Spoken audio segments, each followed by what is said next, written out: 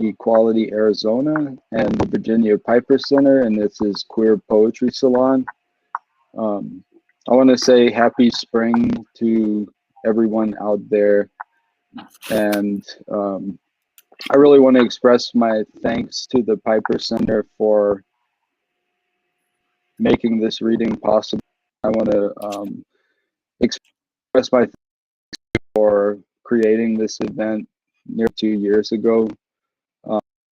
I am so humbled and grateful to be with all of these amazing poets, members of the community, visionaries, luminaries, who have given of their time to be here with us. And I want to just acknowledge, what all we have been through in the last year. This has been this year where every single person I know and probably every person on earth has encountered themselves and difficulties in ways that they never imagined possible. This year, just this week, we've encountered what it means to be alive again in our time, and I just want to acknowledge it. I want to say thank you to all of the poets for being willing to share yourself with us during this time and when we're all exhausted from being on Zoom. So thank you so much for being with us this evening. And I'm going to pass it on to Julian Dela Cruz. Happy spring, everyone. On behalf of the Piper Center and ASU, I wanted to say thank you to all the poets and introducers tonight, and thank you everyone who is tuning in. You're going to have an amazing program tonight, and I had a lot of anticipation about this reading because I'm just like, all these poets have touched me in a really deep way, and I think have changed my life, and I hope you will feel that. I trust that you will feel that. We did want to take a moment just to use our platform to call attention to some organizations that are devoted to Asian American advocacy, and some of those links should be popping up soon in chats and on our platforms. So yeah, we wanted to give our condolences to the families and the victims of the recent attacks in Georgia. And we hope that we're all, checking in with each other and supporting each other. Yeah, so the first person who will be starting us off tonight is someone who means a lot to us here at the Queer Poetry Salon. This is someone who helped us start it all, and we are super happy to have Ramona joining us tonight. She so graciously allowed us to use her space to start Poetry Salon, so it's always a treat to have her here, and she'll be opening up our night with a poem. Okay. Oh, am I unmuted now? Okay, cool. Yeah, I'm really pleased to be here again in this space. Queer Poetry Salon started in my home, and I think we even cooked food and put out folding chairs for the first 3 readings because we wanted it to be like a family space, and we wanted community to feel at home and safe and secure. And it was really something. And so the first 3 poetry salons were here in this home. And it feels good, to feel all that vibration, to be reading here again. And for me, I've not read very much. I'm not a MFA student or a poetry student. I write from, I don't know, spirit guides or, just things I see on the news or science or whatever. So I enjoy, the opportunity to read what is processed through whatever all of that is, because I think poetry itself is a way to make a sacred object And writing, we actually are doing a ritual when we do it. It's like a ceremony. And we're actually making these sacred ritual objects through our writing. And I think of all the turmoil and different things through history, it's the art and the writing that is there for us and that people look at still to this day from, back in the Middle Ages when the plague was happening. And anyway, so I'm going to read my poem. I actually wrote it last night. I don't know why, but I was going to read another one, but I'm going to read this one. In the time of the crown of thorns, I never left my home. I spoke only from a distance, like an echo. Self was like the head of a pin, a drop in the ocean, one drop, a million lives touched by the crown of thorns. Tiberius is ruling in a White House. His Colosseum is a screen of sand lit with crystals of polluted intentions, a wooden arena for brutality in every city. We wear this crown of thorns. My childhood memories of Jesus' miracles, only now there are no miracles. We no longer are in the cycle of the fishes. I make wine to trade for bread. The time of the water bearer is now. I have never washed my hands as much as I have in this last year. Birth, life, death, rebirth. We're washing our eyes, our hands right now. Is this the time of our extinction? 7% of the Earth's species are gone. The water is boiling. The moon is laughing as the tide surges. Those in power forget their passage through the water of feminine regeneration. The moon is laughing. The tide is rising. Labor pains for the new Anthropocene. Anthro, from the ancient Greek, human. San, or kainos, meaning new. Thank you.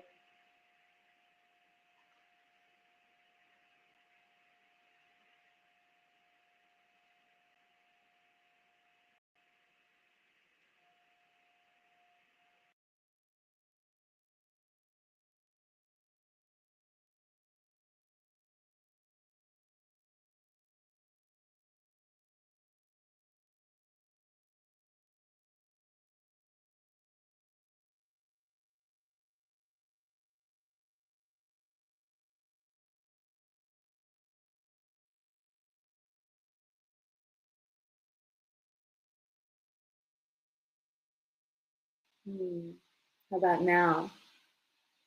We good? Okay. I was just saying how gorgeous that was. I said it like 15 times, so the gods heard me. Thank you for having me. It's wonderful to be reading in Arizona. There's a lot of Arizona in this book. A lot of it takes place at Hopi and in Tucson and Winslow and a lot of other places. I really love Arizona. It feels like not America in the best ways, in some ways, and very deeply America in a lot of other ways.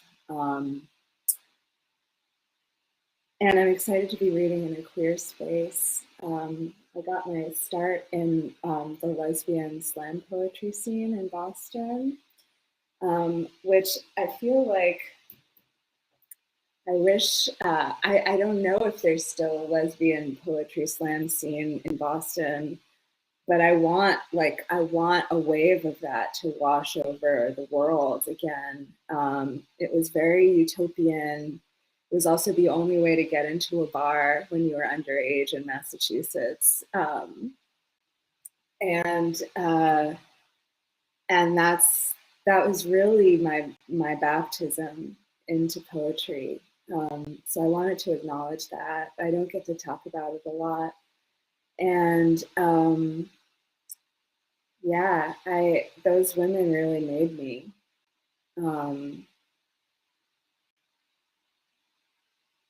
It's weird. I can't see your faces, so I can't feel you. I can see these faces, these beautiful faces, but I can't see everybody else. So what I'd like to do this evening is read for you two poems that I wrote during the pandemic. They both kind of focus a little bit on the voice, on the human voice. I was thinking a lot about the sincerity that is required of singers and about the insincerity and irony and distancing and distantiation that often exists in human speech and interaction, and also in our artworks and in our poetry. But you can't be denying your heart and sing. It's just not physically possible. You can lie your face off talking, but you can't be denying your heart and sing. And I find that to be a fascinating rigor. And it's something that I realized as like in the early days of the pandemic, that this is my aspiration as an artist. You feel me? All right. So, two poems I'm reading for you tonight. The first one is called Heal Her. And it just disappeared, so bear with me a moment while I retrieve it.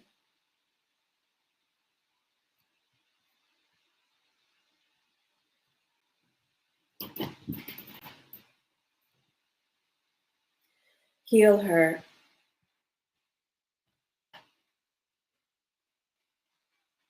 Does all evil emanate from a single source? And do the 100,000 elaborations of bad over which Puritans and pundits fight it out on the crust of the earth correlate to the lack of spiritual and political foundation that would make it easy to see the Marxist reality that the corporate and billionaire class is what's really got to go? That my racism and yours, our failure to love, are masquerading as things that are wrong with you and me when we're just walking symptoms of the structural reality into which trees, poems, tears, and miracles introduce a rending, streaming, higher truth, a better flow, the holy sheen of life. And the matter of what is in our hearts and my deep desire to change ultimately, and the people I show up for and the causes I serve is personal, a matter I won't hector you to give me credit for. I'm still not a good enough writer. The personal is an old-fashioned fantasy. Like certain magazine feelings, it does still hold sway over me. I'm just trying to put my guts back in my body because they're spilling out. I'm just trying to shove my brains back in my head and remind them that they're mine. Too much evil hath made public discourse stupid and boring. Too much binary thinking, and even the UFO heads and channelers are all saying versions of the same thing. Look, I can't prove that I'm not a benevolent priestess from Arcturus, but even if that were the case, I know I'm only a semi-okay human being. There is a decency, a middleness that seems to give us major anxiety here on earth. And that seems to me a goodness, artists and radicals, those attracted to extremity, me, those who tend to wallow in negativity, neglect. I mean, it pretty much seems as though wherever we are, we come to earth. If you're reading this, we come to earth to be human.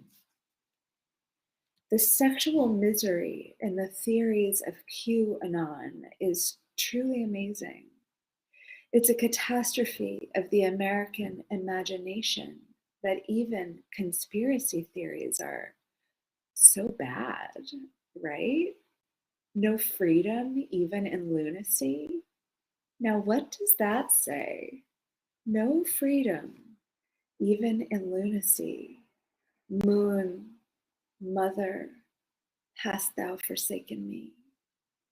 Still, there's maybe one good thing I can say about the USA right now. For such a young, it's hard for me to read these lines right now. I was this was wishful thinking when I wrote this, okay? Feels weird this week. For such a young empire wading through so much evil, maybe it's something that even in our advanced state of decay, a lot of us are looking at ourselves and endeavoring furiously to find better ways. I mean, when my soul is fucking dying, I can feel it. And when I've done wrong, the punishment begins instantly in the pit of my guts. We will build restorative justice from the pit of our guts. Other grids will hold the truth of cities, reparations, repair, the notion of mending itself. Did you know that's an old theology? That old theology is coming back. But where could I go to say that? I've always wondered what the place for such things was, other than a poem, or a loose talk with the ones I love, or a world I know exists, but yet see only in flashes. I resist to put it in an essay, for there you might praise me for my intelligence. I'd like to turn it into beauty, but practicing artlessly this art allows me to lay the feeling naked before your eyes, resisting to make use of it. I believe we are a young species, ignorant of our origins. I believe Earth is a school where we learn to stop treating life so horribly. Do I believe that? I just typed it. Yeah, I think I do. But can we please not be so uptight about it? I'm inspired by you still practicing this old technology. I mean, writing's pretty old, but poetry, song, medicinal speech, much older. Why did they ever do that? Start writing it down. What does it mean I can't really speak my soul except it flows down my arms into you? Tell me. Who first wrote it down? What did that do to our mind? Could I ever have been a singer? Poetry used to be speech. Magic used to be a flow. What happens when you can't remember everything you need to know? Have to look it up, have to ask someone else, need an app to prepare you for how you might feel today. The first utterance it said belonged to Creator. Later, writing became important. Latterly, we write in number, as the Kabbalistic Holy of Holies is said to have done. Still, people used to say, it is written. Now, most writing is selling. I predict the written word will be valued even less 100 years from now. This is why we have to practice telepathy, the art of memory, and the trickster's art of pure speech. What about the prison of a certain mode of megahertz through which pop music pumps itself into me, right down to this very day? TV rots your brains is a boomer phrase, but so much of manifest reality is bad TV, which you can scroll vertically, the perpendicular opposite of an old-time holy book. I feel like there are all these neglected vehicles for time travel lying around. Guitars and banjos, that Jew's harp over there, the histories of dead religions I wouldn't recommend exactly reading, but kind of squinting at or maybe brushing against, the way in the old world you'd brush against someone at a party and never actually meet or talk or fall in love till 3 years later. It's so weird who we are, what we've become, this embarrassment of riches we've been endowed with and have only the faintest clue how to use. And I have to keep reminding myself, take what you need and leave the rest. Take what you need and leave the rest. Like good poems written by dead assholes who I'm in no danger of getting ruined by. Do you realize the lengths people used to have to go to get something written? And once written and the people alarmed, safely hidden. Sometimes I feel like my body is a jar whose contents are either treasure or sedition. And I spend all this energy trying to act like I don't know so you won't notice and I'll be safe. Do you know how much I've been trolled, stalked, defamed, assaulted, and hurt in my life? Oh, but I don't want to talk about it. It isn't interesting. It's common. I don't want you to sympathize with me because I've been hurt. I don't even want you to appreciate me if I even manage to say something smart.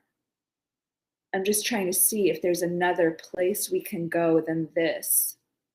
If I put words in a certain order and trick you into neither fearing nor feeling intimidated by me, distracting you with my idiocy, maybe you'll feel a little relief. Maybe the invisible world will come a little closer. I've learned how to carry it around, my jar.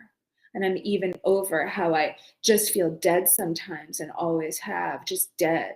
I'm even over that, know how to handle it. Sometimes I see how stupid it is that I still fantasize about domestic bliss when most of my heroes lived lives of hazard and torment. And actually, it's really very nice here in this big house. But the other reality gnaws at me, you know. Having to try and make a go of an honest life when there are children in cages and entire generations incarcerated in a kind of preening evil whose peripherality to me and the ones I love and what matters to me is a total illusion. The evil is the center of things, the water through which we row. A grinning skeleton is dancing his demented jig on the charnel ground. It me. And I hate when white ladies say, it me. I just put that there to see how it would feel. Didn't like how it felt. Won't do it again.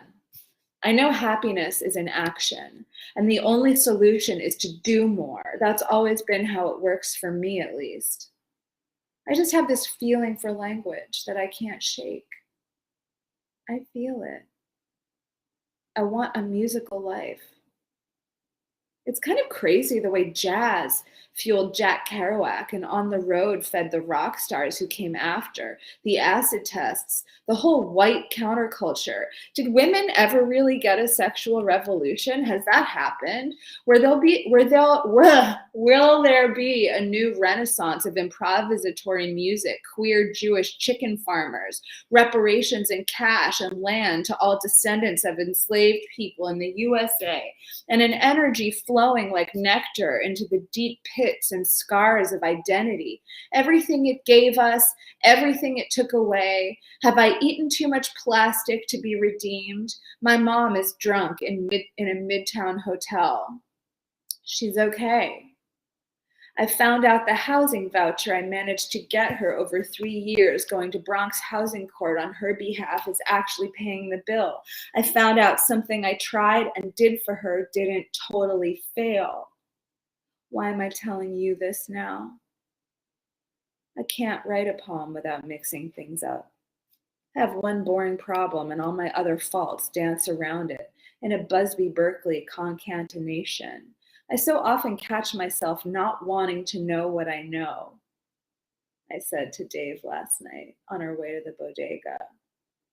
It's like the nanoparticulate of Americanness these times have deposited into me, addicted to this idea of innocence as the condition for making anything new. I recognize the blanching white cruelty and horny boyishness in the swelling of my voice when I start to feel a little free. It's so weird to have this man in me. Ken Kesey saying with unnerving sensuality that, quote, a man has the right to be as big as he feels himself to be, unquote. Yesterday's counterculture, and yesterday's angels, and somebody else's beauty and joy. And yet I feel this swelling in my heart with the leonine times. I feel how sick it made me when I tried to eat my own aura and tried to grow small. In my 2 years of homelessness, I longed to expand to my natural size and taste. Can't we share that? For some reason, last year in the fires in California, I developed a strange affection for End of the Line by the Traveling Wilburys, which is dad music my personal dad never listened to. It was a weird sonic amulet protecting Jay's truck from the flames. But to think of only protecting one person, the one you love, that has got to go. Where does your imagination go?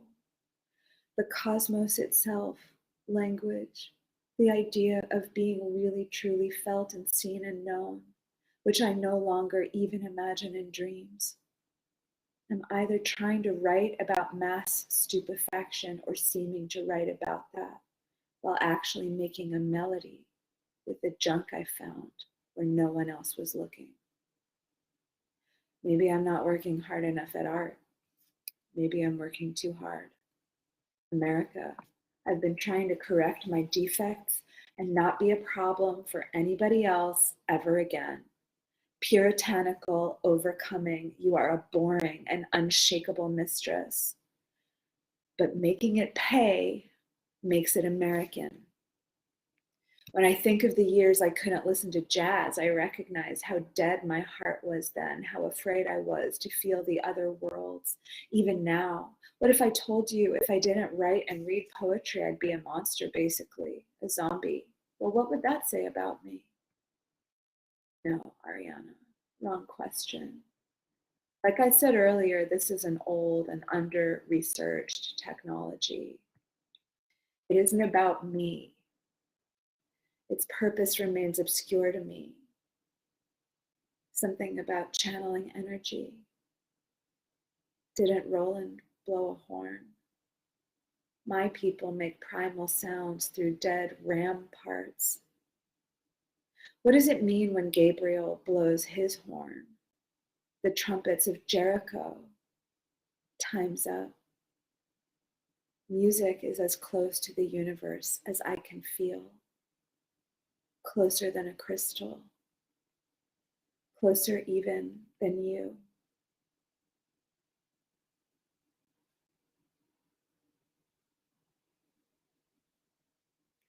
I think I'll just stop there.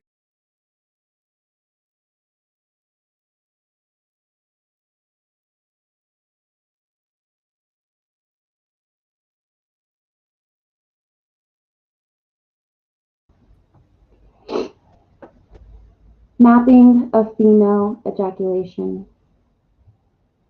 Oxygen-starved tour of silky chrysalis, come undone in the morning biopsy, when sunlight suspires to examine flesh. Come phalange, come bereft, come starved and warbling as Periola with incantation. Blurring arch so convex and concave become confused with one another. Hollow, still drumming, steel drumming liquefied and carnivorous rhythm falls along cylindrical corridors, dewy and ripe. But you are water thrush, terrestrial. Once a tadpole and amphibious, you desire the inside, the soft shell, the safety of my harvest maturation, the safety of defoliants and air. Come, Amago, and I will share the moral of my story. Pleat your breaths. Warmth rises vernal equinox. Check stellarium for planetary abnormalities. You say, at the hour of right ascension, come winged, patina, and crowned. I have the privilege of introducing Eduardo C Carell tonight, and I didn't want to end on one of my own pieces. I wanted to smoothly transition to Eduardo's work because that poem I just read to you was shaped by Eduardo. But little does he know that when he spoke to my graduate class, I felt as though I was given permission to write a piece like that. I felt as though I was given permission to use image in such a way that that bears the weight of language that I hadn't previously worked with before. It gave me permission to do those things. The fact that we share a hometown, Casa Grande, Arizona, is just a bonus. And I would still enjoy Eduardo's work, even if that were not the case. During Eduardo's time with my class, I just took some notes of things that he said. Second poets break the rules of the verse set. Trust your instincts. Nourish and fine-tune the intricacies and the intimacies. Make memory filters. Ask yourself what happens to unrequited love. A word casts more than one shadow. I enjoyed getting to listen to Eduardo speak, not only in a scholarly sense, but just in a human sense in which I felt like I could engage with his work in new and meaningful ways. And so, without further ado, let me go ahead and read the standard introduction for poets. Eduardo C Perel is the son of Mexican immigrants. Grey Wolf Press published his second book, Guillotine, in 2020. His first book, Slow Lightning, won the Yale Series of Younger Poets competition. His poems have appeared in Ambit, New England Review, The New Republic, Plowshares, and Poetry. He's the recipient of residencies from the MacDowell Colony, Yaddo, and Civitella Ranieri. He's also the recipient of a Whiting Writers Award, a National Endowment for the Arts Fellowship, the Hodder Fellowship, and the National Holmes Poetry Prize, both from Princeton University. He teaches in the MFA program in creative writing at North Carolina State University. He lives in Raleigh. Friends, this is Eduardo C Carell.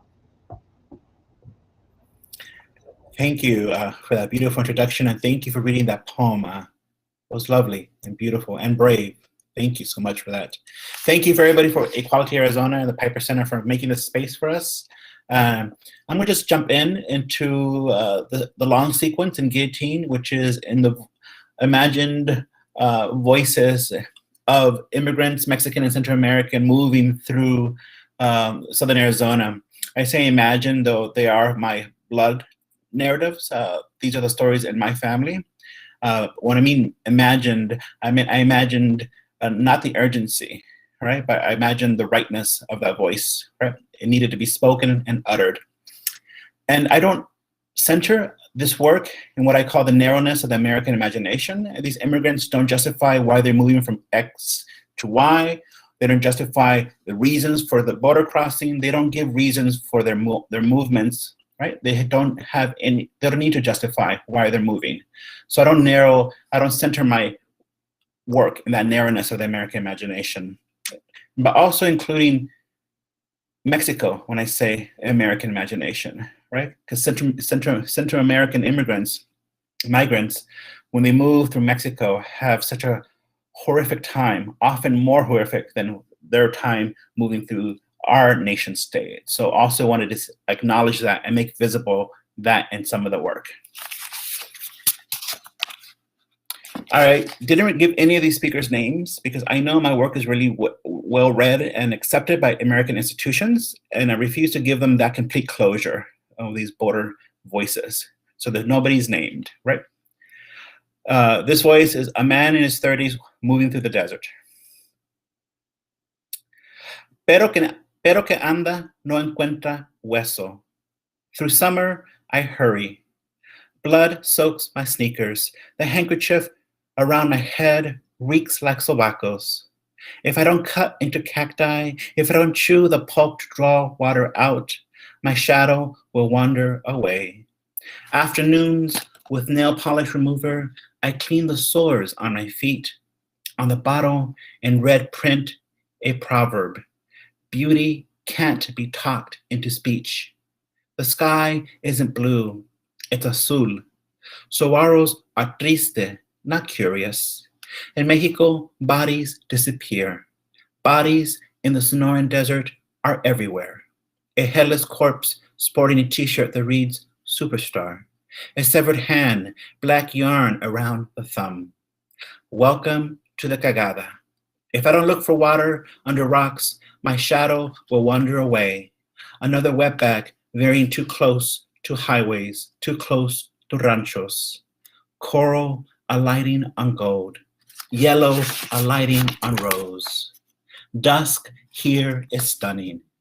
Yesterday, I woke to ants crawling over my body, to ants crawling over the body on the cross around my neck. This is one voice in a small group moving through the desert. There's a sermon inside my testicles. Everything is plural in my throat. Costa Rica is the oldest. He wears a crucifix. Once a day, he sheds his shirt to air his armpits. The crucifix glints. One by one, we kneel in front of him. Forgive us our debts. El Salvador says the moon is an upside-down turtle shell, the Mayan symbol for zero. Sweat makes Mexico horny as hell. Twice a week, his mother-in-law licks salt off his chest. When we stop listening, does music alight on branches? Does God walk back into the room? We're down to one can of Spam. Guatemala says death is tiptoeing across our bodies to marry our shadows. We're tired, but our cell phones are charged. Hola, America, hola. Throughout the sequence, there are a few micro testaments. Here's one of those. If you think I look good naked, wait until you see me dead. Here's another micro testament. Dust devil, tattered sail, stray tenderness, stay.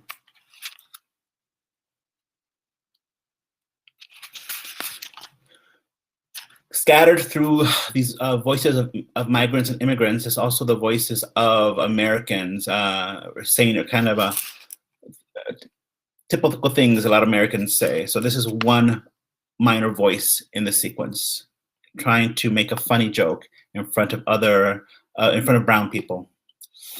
If you see a Mexican walking down the road and hit him just right, you can grease your truck. I put those in the sequence because those are kind of the language, the humor I grew up hearing in Castro Grande, Arizona. This voice is a queer immigrant thinking about his father. Apa, dying is boring. To pass las horas, I carve our last name all over my body. I try to recall the taste of Pablo's sweat. Whiskey, no. Wet dirt, see. I stuff English into my mouth, spit out chingaderas. Have it your way, home of the Whopper, run for the border. Aguas, the mirror betrayed us, erased your face from my face, gave me mother's smile, narrow nariz. Once I wore her necklace, the gold, slick, obscene. God, I was beautiful. Cada noche I sleep with dead men. The coyote was the third to die. Your money is still in his wallet. Quien engaña no gana. Apa, there's a photo in my bolsillo of a skeleton shrouded in black flames.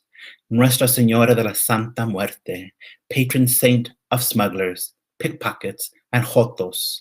La flaca, señora negra, la huesuda, aguas, and animals prowling the station. It shimmies with hunger, it shimmers with thirst.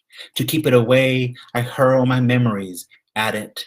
Your laughter is now snagged on its fangs. Your pain now breathes inside its lungs.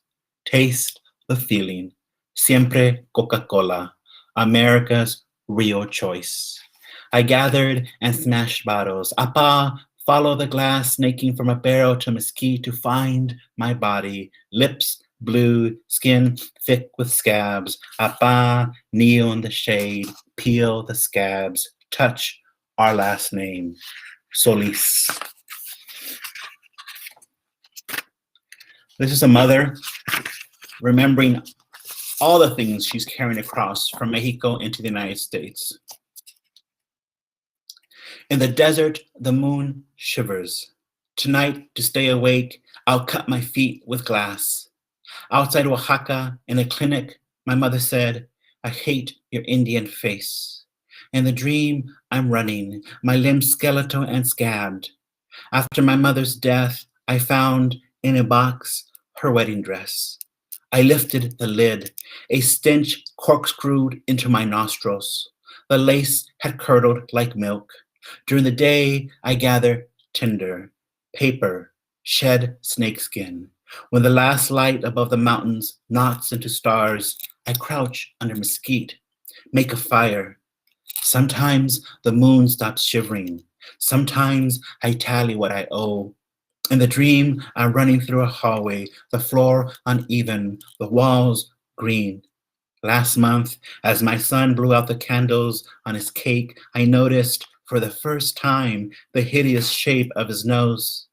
Tonight, I'll pinch my thighs to stay awake. My mother in the clinic said, the rain has a fever. It needs plenty of rest. It needs to drink plenty of water. The doctor scribbled in a file, then asked for more money. If my mother could see me now, my feet bloody, my face darker than ever. Tonight, to stay awake, I'll sit close to the fire. In the dream, I stumble, but I never let go of my right breast. An urn heavy with my own ashes. An urn I'm lugging God knows where. Most poets give the 2-poem warning. I have changed that to a 3-poem warning. So here comes a 3-poem warning. The Spanish in this poem are song titles from Los Tigres del Norte. If you know, you know. God is circling like a vulture. Gracias nada más. Corazón de oro. ¿A quién vas a engañar? I notch letters into mesquite. Carta abierta. Between insight and proof, la tumba falsa. Ay, que líos. I said a hurtful thing to my hermano. Al sur del Bravo, somos más americanos. An obsidian thorn pierces the moon's ear. Deja de llorar, chiquilla. I'm counting my sins. Te odio y te quiero. Tú con yo y él con ella. Cacti needles pinprick skin, a kind of rain. Lo tomas o lo tiras. I drop my rosary. It scurries away like a scorpion. Reina de reinas, reina de sur. Mira, mira, mira. El avión de la muerte. Viva mi Sinaloa. Vivan los mojados.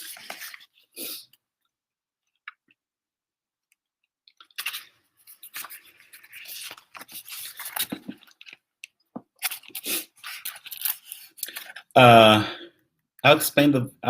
give an insight to the voice after I read this poem. La bestia me está siguiendo, el desierto desnuda al hueso. Como santos, cago diablos. La muerte es un tren, las estrellas son pasajeros. Yo no, yo no. México es lindo por sufrir tanto. Solo borracho o dormido se me olvida el tren de la muerte. Puedo oírlo. Tambores de sangre, veneno gritando, el desierto me está comiendo. Soy de un país donde el sol se levanta. Lloro, The word lloro sounds like the Spanish for llorar, lloro, I cry.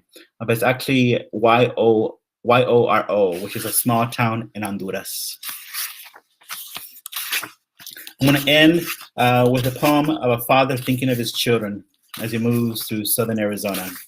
Thank you all for your attention and your attentiveness, and thank you for creating this space for queer and trans folk in the Southwest. I could have used this space when I was high school and or undergrad at Arizona State University. Thank you for making this space now. Far from highways I flicker, go to the whispering gasoline. If I pinch her nipples too hard, no joy for her, no joy for me.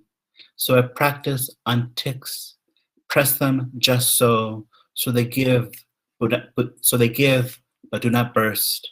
Beneath my boots, thistle and puncture vine. A wild horse asleep on all fours, its shadow still grazing. My lips, black meat, my tongue, black meat. In my backpack, sardine tins, saltines, and a few cough drops. The moon is my library. There's a glacier inside a grain of salt. Do you understand? I'm sorry. My Albanian isn't very good. Tremble if God forgets you. Tremble if God remembers you. Out of clay, I shape sparrows. I glaze their bills and claws. I give them names like Gossamer, Inglenook, Lagoon.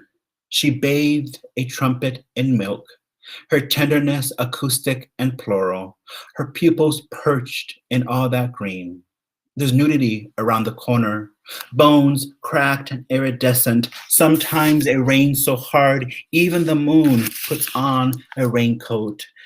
Zinc raz, zinc jazz, I notch my arms, I notch my thighs. 5, 6 days, I score my skin, but not the back of my knees.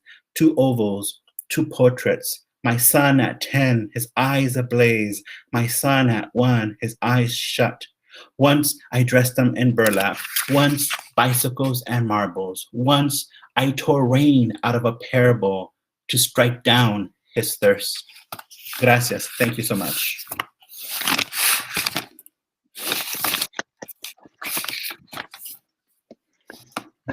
Thank you so much, Eduardo. And I'm really grateful that you were able to be here. It was also moving for me when you came and spoke to our class. And I'm from Louisiana. I'm a Creole person. I belong to a tribe, the Takpa Ishak Nation in Louisiana. But Arizona has become home for me. Wonderful. And it really means a lot that you acknowledge this space that way. Thank you very much. I'm glad that you could be here with us now. And I want to apologize because I wasn't unable to unmute when Ariana was speaking, and I wanted for her incredible poem. I've been attending classes with Ariana for about a year now through the Invisible College. She started it when the quarantine started, and it's been incredibly meaningful for me. So for me, this is a very impactful reading. I normally wake up really early and meditate, but for this morning, I needed to take class with Ariana, and anyway, this is my meditation practice today on this equinox day, and I'm very grateful for the truthfulness and the prayerfulness of truth that has come across this evening. So thank you so much. And I'd like to welcome Sarah Northford to begin. Hi. Hello. Before I begin, can y'all hear me? Thumbs up? Okay, great. Just want to check. Yeah, I just want to echo those sentiments that Tanner shared. This poetry, all the words that you've all been so vulnerable and thoughtful in sharing with us. Thank you. I really feel baptized. So, really grateful. Okay. So yeah, hi y'all. My name is Sarah Nana Lavetz-Nwafor. I am a queer Nigerian. Igbo is my tribe. So I'm an Igbo, an American poet, and I use they and she pronouns. I'm gonna read 2 poems before I introduce my lovely friend Golden. So let's get into it. One quick thing before I start my poems, I want to acknowledge the land that I'm on. Right now, I'm in Springfield, Massachusetts, which is occupied Pecumtuck territory. So I give thanks to this land and for the people who this land belongs to. Okay. So this first poem I'm going to read is called Should My Descendants Ever Need Me? Should my descendants ever need me, then please know that yellow is the brightest occurring color in nature. It is said that the Arushi broke off a piece of joy, took its glow and seeded it in the soil. Find the places where joy has rooted itself. Summon me there in a field of yellow flowers. Find my mother's voice. I'll know to awaken when I hear the callous palm caress of the Igbo accent. Gather bits and pieces until you have enough. Pluck its rises and falls from a heaving chest. Gather each echo from the hollow of a periwinkle shell. Bring our blood, a cup of seawater to my altar. So much of us still lies in the ocean. Remember to wade out this time. When I see you, I want to see you as our kin always dreamed of. A loose foot smile pumping blood in onyx. Bring me my sister's touch. Before I was first born, it was her hands that placed the dreamscape of me into my mother's womb, and it will be her hands that gather me from the dirt. I have never lived a lifetime without her. In the beginning, when she was the earth, I was the darkness that hovered over it, so you cannot catalyze creation without us. Find her hands in the red beads of an Igbo wedding, in the pink lace of Ashobe girls, and the paper gold fabric of my mother's gele. Wherever Venus rules, the spirit of my sister resides. Prepare for my coming. Expect my presence when the smell of rain-fed forest pines sweetens the air. Prepare a fire. Feed it fresh ochre-covered tripe and toothpicks until my hunger dies into docile embers. Now, watch me rise, a breathing night clad in moonstone. Thank you. For this second poem, I am going to read I went to church with my middle school self, and it was a party.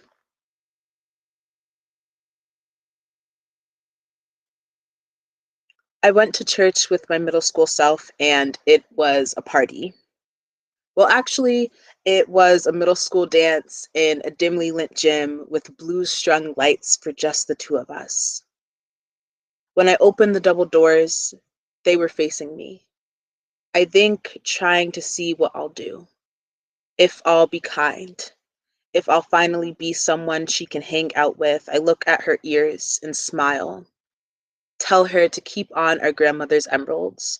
Who cares if they're old lady earrings like the girls at school said? They look good. It's nice to have our grandmother's blessings whispering at the frame of our face, and she smiles because she thinks so too. I think I'm in with them now.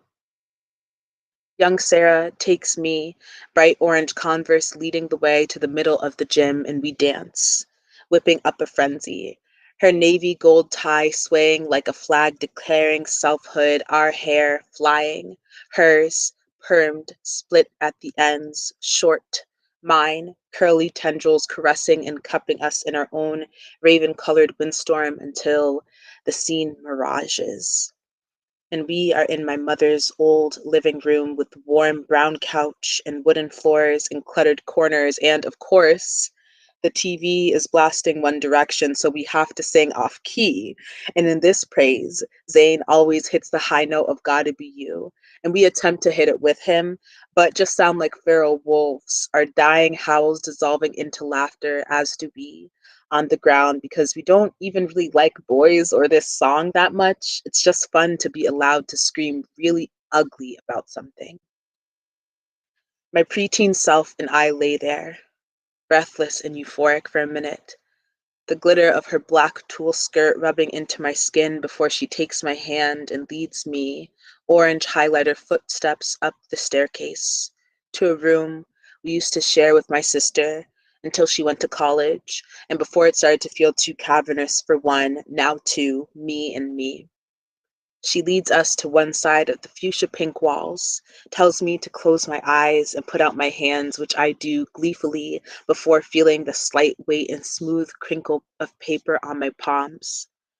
Before she even tells me to open my eyes, I already know that she is smiling expectantly and expect what it is. And of course, it is our favorite book, the one we ran all the way home to read after throwing up on the bus twice because pretend worlds are so much easier than middle school. The one where the main character is a medium who ends up fucking one of her ghosts.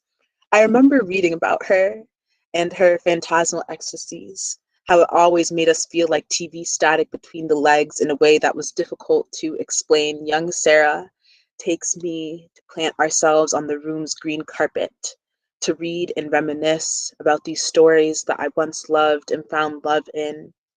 We wondered then why the only boys we dreamed about were make-believes from books, but still, it was nice to imagine being wanted.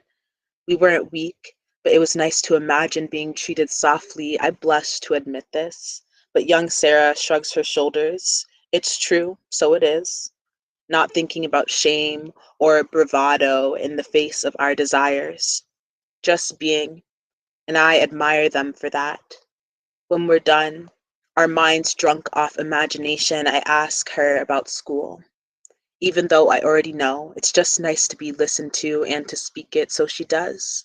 Tell me about the anxiety and the bullying, how she got in trouble for coming home crying, how it made her look ugly. I ask who told her that, and Sarah gets real quiet. I ask about her mom, and she stays real quiet, so we stay. Stay like that for a little bit. Her looking at her tanned knees and me, cooling my back against the wall, holding each memory upright. We stay in that delicate space for a long while before I remind her that all those things are happening, but it doesn't mean that all those things are actually true. And when young Sarah looks at me for understanding, brown eyes gleaming with an endless curiosity, I say that there are so many parts of us. Like, do you remember when Jason told you to clean up his mess and instead you threw his crayons at the wall and slapped him? Or how you read so many books in a year your classmates didn't believe you? Or how you're so stubborn about doing the right thing even when it makes you unpopular? Actually, especially when it makes you unpopular, all those fire, those are things I love about us that helped me be me. You're not wholly good or wholly bad, just holy, which is great, which I'm grateful for. Thank you for existing so loudly. Even when it's hard or better to be quiet, I'm not your mother, but I will be mothering us better, I promise. I'm glad to be giving birth to myself. I'll always be my biggest hype fan, and hopefully less often my biggest enemy. And at that, Sarah smiled.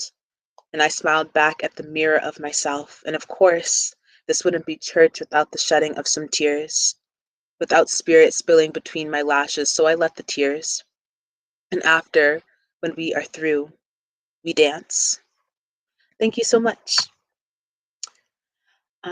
Okay, so now I have the pleasure, the honor of introducing my friend. I'm really excited about this. It's like very rare to be able to introduce the people you're in community with. So I'm grateful.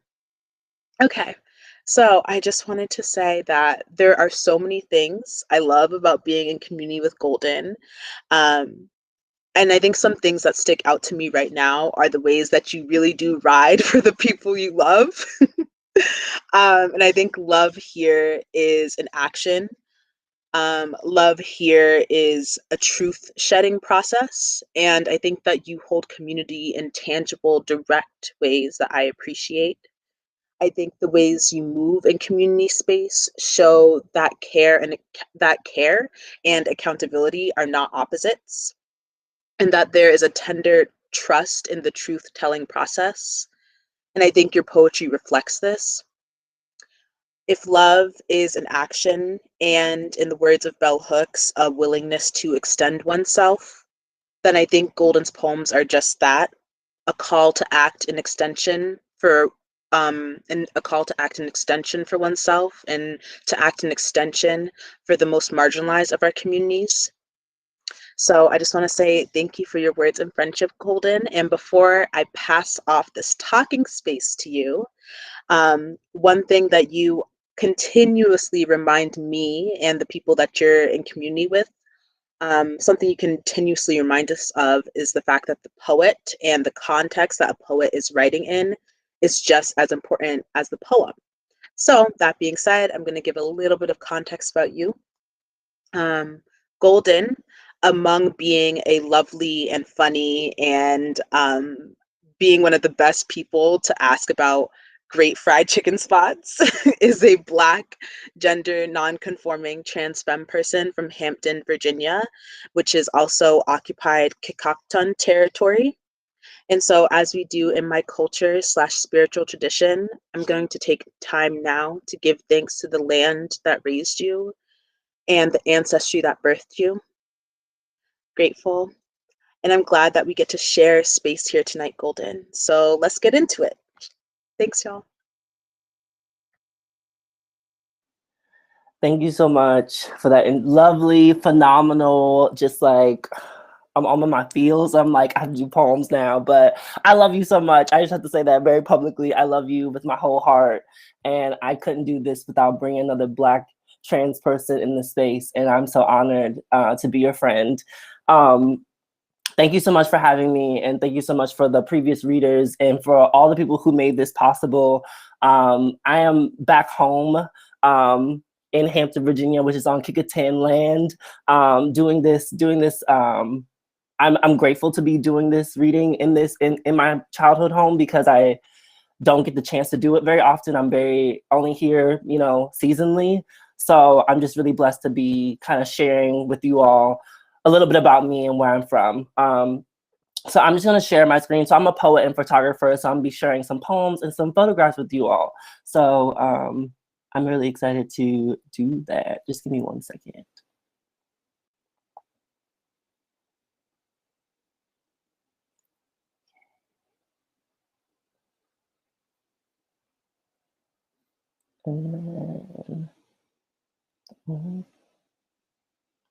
Sorry, just give me 1 second. I'm just gonna make all these tabs. Zoom or online stuff. Okay, now I have it together. Cool. Share.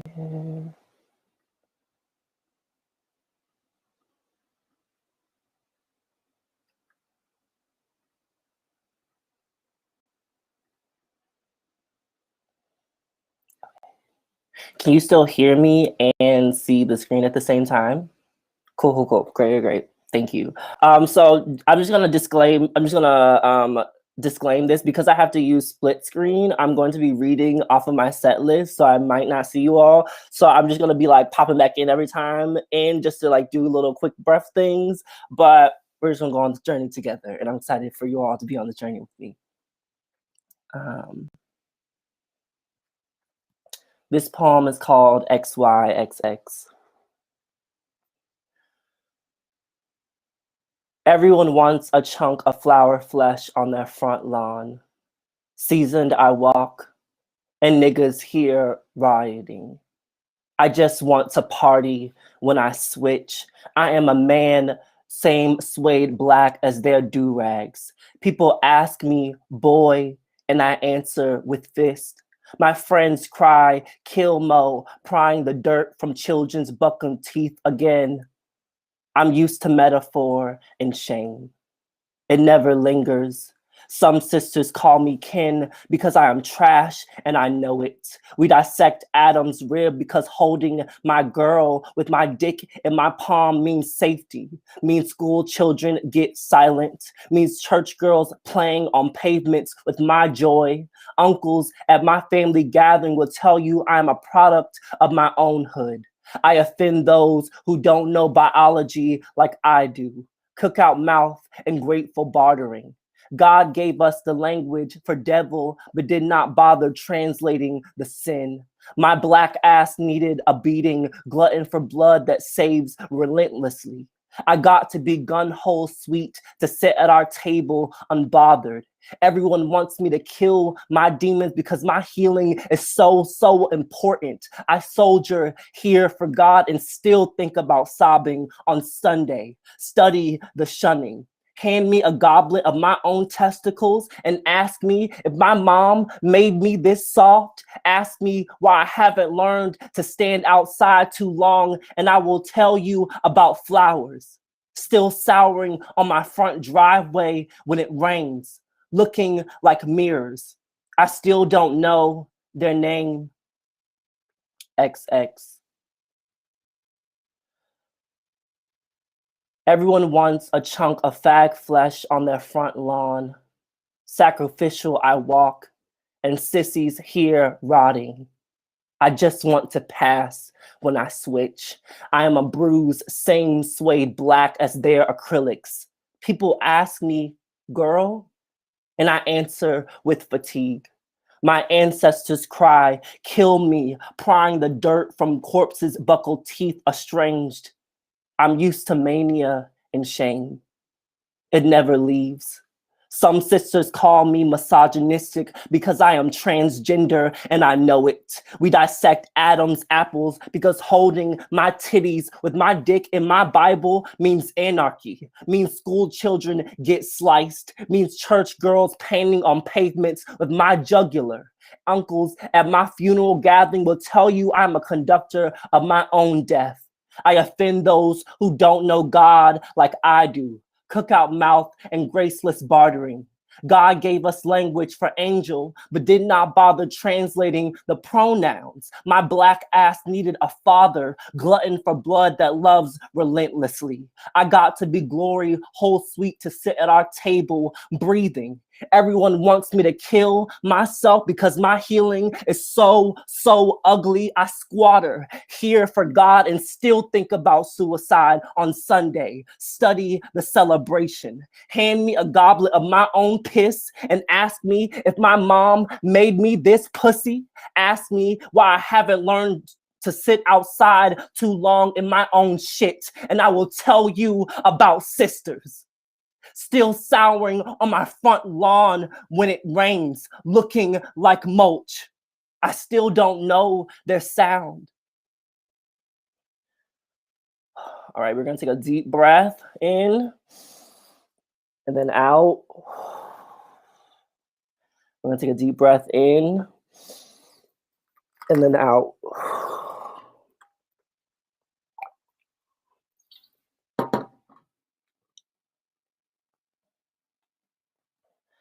If I was being honest after Frank Ocean. If I was being honest, nigga, I want to know how to escape the ship and the shore side, the morning saccharine and American sacrifice, the nigga loyalty and ordained lobotomies. Adulthood is full of old shit, scuttle happy adolescents who forgot their niggas can't float in this dimension. My nigga only after Sunday. My nigga only after my mouth be a pulpit for people's daydreams of me. For my family's revival in the cemetery of me. And still, these niggas be salve slipping down my East Coast and still, my mother mutates misconception with misunderstanding. She fears the nigga she's son is stillborn. Y'all, country and niggas want me in homes healing, but niggas want me believing them a niggas that parts the pitted rivers in us without therapy. We are all countryless niggas, and still, I think if I die the beat in simple syrup, niggas will understand me. every silly second of a depression sarcophagus, every second heartbeat not surrounded by sibling nigga shit. My neurodivergent nigga shit. I'll be blunt at the end, probably because of repetition. Cause a nigga don't want to be immortal, just want to make it to the joint at the end of the day. To niggas who take my body in their whole mouth and ask, ain't this God? Niggerly sanctification, I feel closest to dominion when I'm not talking about my mother in every poem. About becoming the woman niggas flee states to understand. I don't take the train away to pray for us anymore, but I'm still trying to prove my niggas wrong, and I get it. Progress and reprogramming what niggas command, but I really want to be a God nigga sometimes so I can unmake people's memory of me. The nigga truth is, I can't stand to sit by them salting my river wounds, but I don't say that because truth hurts niggas in my family. Truth is, I had a bag packed once behind the shed and my parents' permission. Behind the niggas I would have left, and truth is, I would have left if there was a heaven to go to. A nigga-vana. I still face niggas who don't know I can feel the earth's axis tilting every time I cross the Mason-Dixon, because we don't choose our niggas or who our demons are. But I want to choose how my angels remember my nigga, how their ancestors found the sea, because I remember every commandment I've broken. Every night, Twin and I walked to the 7 off Bethel, off Parkway, out the woods to spend our last nigga nights nickeling our subway fare so we can belong in new cities. I've learned to say nigga. I don't like repeating myself. Instead of I'm hurting by my shoreline, nigga, because I can find my mother tongue buried in me sometimes. I've known Hampton since I can spell, nigga, and it's feeling Ferrari 4 now, like the Polaroids we used to window at the public library. Northampton might still know me as its nigga because we can both tilt our head back and to the past and still look at ourselves the same, but blood niggas. My family don't lift off on feelings alone. Memories get coined, tokenized, niggered, and still I believe in the future. There are other nigga Bibles being written in this dimension because I'm going to have a nigga's kids one day. Kids who love their uncles, who call me mom, who call us niggas, who look down on me one day and say, Golden, I found the sea, my nigga.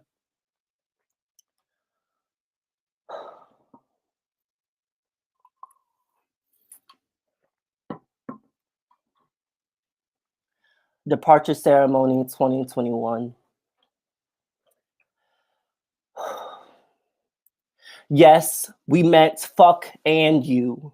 No dawn can change how we remember American in this America. The caged tongues, severed sovereignties, the American assassinations. America, I doubt was ever worth this many grandchildren, this many wards, this many words, this many Americans. Heaven is how I make peace with atrocity, with America some days. I pray, because my God knows the ceremony of vengeance better than America, knows that Americans cower the same when stars shine back the bodies ravaged on tyranny's topsoil. How dare men think America and say united?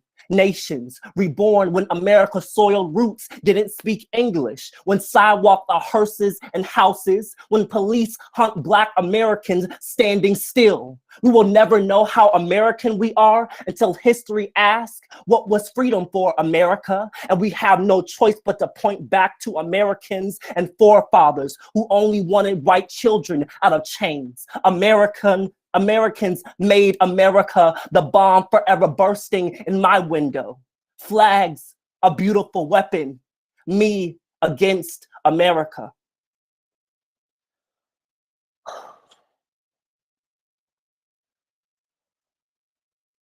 This poem is called Twin, for Twin.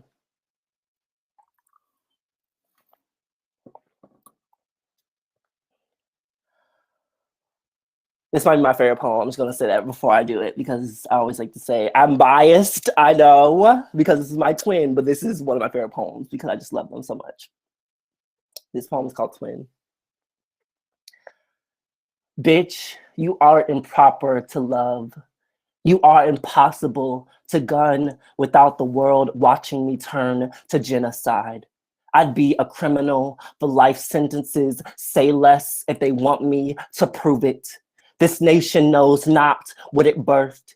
Beasts have human etymologies. Even evil sounds treasonous to our tread. They've only seen vibrations of hell, only seen victims as ghosts. Twins be omniscient like light. My hands travel area codes, speak to tongues. We be God cause we worship intravenously. Once I dreamt you tuned and decided enough trying to breathe kneeling, to convince humans to human, mothers to mother, oh womb warrior, oh worse sister separated. Even our family don't want us talking about childhood loss. Even our brother don't want us at war without him. Fear faces every photo of us. At Granny's house, we say we ratchet so people can hold the weight of our weapons preamble. Oh, say, can see the warning, the wishing for this end to be psychology. What if therapists apologized? What if healing could horizon home? I'd give giving up. I give speeches to the sky. There will be no here left after your heaven. What's to save? This world would be. Okay, I have 2 more poems. Thank you for still sticking with me. As you can tell, I really I love my family, and I'm just gonna say all the pretty pictures, I'll probably address that in this next poem, but I grew up in a reality where there were not many images of Black trans people, Black queer people. There were not many realities or spaces where we had images of us growing up or of us existing out in space. But I grew up in a household that had a lot of photographs and a lot of family photos. So I'm really grateful for that. And I think it kind of fed my obsession with photography. So I'm gonna read these last 2 poems, and thank you so much again. This poem is called Hometown Glory after Adele. I'm fake, cause I've been companions with the same good, same dark gum niggas, ravens, dope girls, since Pariah and the ADHD prognosis, and somehow think I'm going to escape my hometown anniversary. I'm running away when I know the answer to why I wish more days began quoted in quotidian quiet, with soliloquies from my mother about how she misses Christmas dinners at Daddy's house, back when we wore family out by darting the dozens. When can we make laughter our dominion again? Must we always decide between a country and our childhood? I deserve to be a daughter, and my grandmother deserves more days where she remembers the German chocolate cake recipe better than any Pocomoke praise dancer could. My God, my home is North and South, Southern and City Skull, bone and breast milk from the most marvelous magicians this world and ever called mother. Who is Pocomoke boy? Who is any man who's not held my granny by the back and told her, we are blessed, you chose us. Yes, my family were pretty, but not a picture. We petty shredded our teeth against each other's necks. We rode through sundown kingdoms and tore down school systems. Hell, there's an alternate universe where we killed to set one another free. Golden, cause it belongs to my birth, to my pop-pop's morning prayer, to my father and I's soul silence. Diaspora doves, do we ever make it back from our origin stories? To the earth where our uncles rest a porch holler away? Unionville, my always North Star, my better Black nebula. I don't know geography nor gender any better than I did in the 90s. Find me here, X757, Y443, singing Jill Scott, living my life like we know my name. And this is my last poem. This is Superhuman.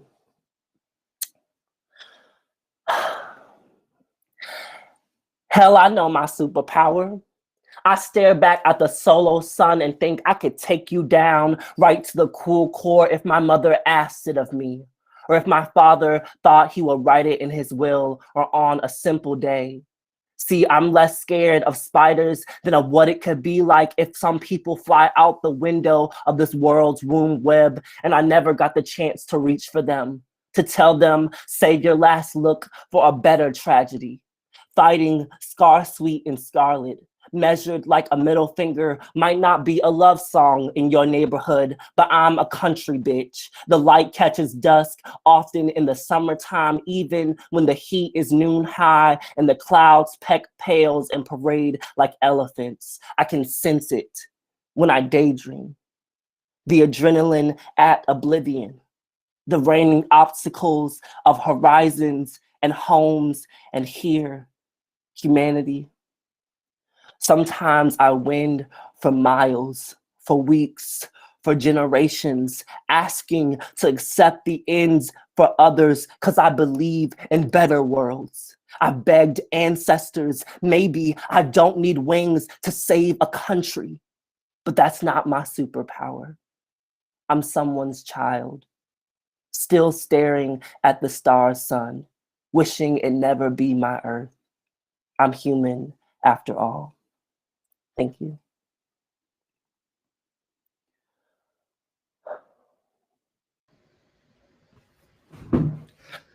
Wow, I just have to say that, like, I think this reading has reached so deeply into my bones. And it was just like I said in the beginning that this would change you. And I feel like, yeah, if it didn't change you, are you a person? So, like, thank you all so much for being here tonight. And I think Tanner has a few last words for us.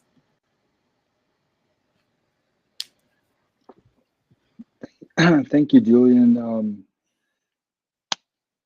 Golden, wow. I was really, I've almost lost my voice just because of that performance, like in a good way. I mean, I feel very humbled. In general, poetry really humbles me, and the good spirit that was among us tonight really touched me. Um, I really love it when that poetry spirit comes around.